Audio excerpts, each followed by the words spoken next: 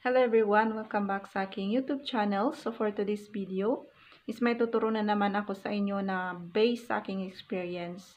So ito is wala sa, kahit i-search mo sa YouTube, kahit i-search mo sa Google, kahit i-search mo sa Facebook, is wala. So nagka-problema ako nito nung last week kasi may nagpadala sa akin through remittance sa Connecto card. So ang problema dito sa Mountain Province, walang card bank dito. So, may kachat ako or may kakilala ako na agent ng card bank doon sa amin, sa Benguet.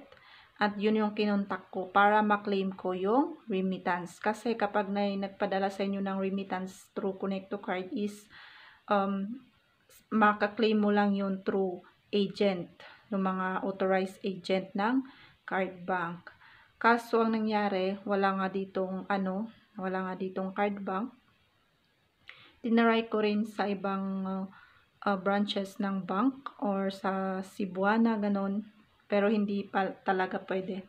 Sa mga authorized lang na agent ng card bank, pwedeng i-claim yung mga remittance. Chinat ko yung agent doon sa amin is, sabi niya, hindi ko alam. Kasi ang alam lang niya is yung mag-cash out, cash in doon sa Connecto card. So ito, nagka-problema ako. Paano ko kaya no? Nag-search ako sa YouTube, sa Google, sa Facebook. Although may mga ibang slight lang pero hindi talaga alam. So ang ginawa ko, tinaray kong chinat yung card bank na card bank na main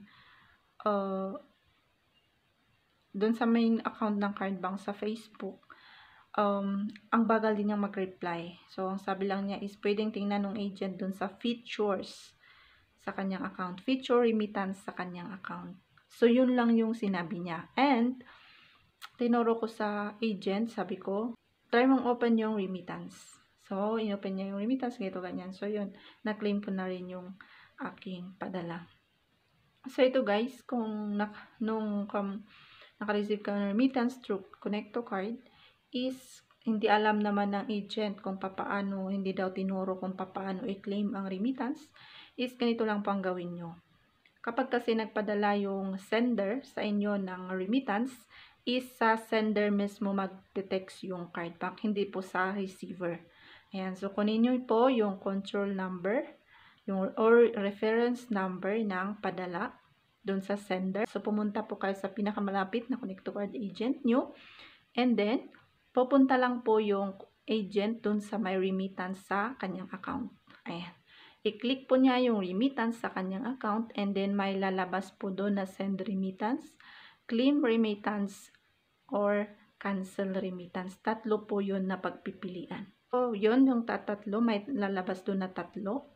And then, ang i-click po niya, syempre, claim remittance. Ayan, i-click po niya yung claim remittance. And may lalabas din po target account. So, yun po ang dito, makikita din po dito. Ang target account is, kapag i-click po niya yun po yung kanyang account number. And then, yun po yung i-click niya. And then, sa baba po niya, yung reference number nung padala. So, yun po yung ibibigay nyo sa agent para i-enter niya. And after that, kapag tapos na lahat, mapupunta po yung pera doon sa account ni agent. Ayan. So, pangatlo na process is kukunin ni agent yung CID number mo sa Connecto card, and then itatransfer po niya sa account mo yung or sa savings mo yung pera. So, ganun lang po pala kadali.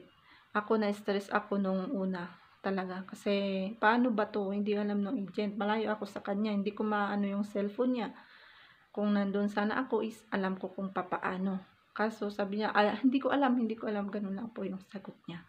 So yun, at least alam niyo na kung papaano. Hindi po alam ni agent na mag-claim. So yan guys. So I hope na nakatulong ako sa inyo, and thank you so much for watching again. Please don't forget to like, share, and subscribe to my YouTube channel, Lucky Clubs. Thank you so much. God bless.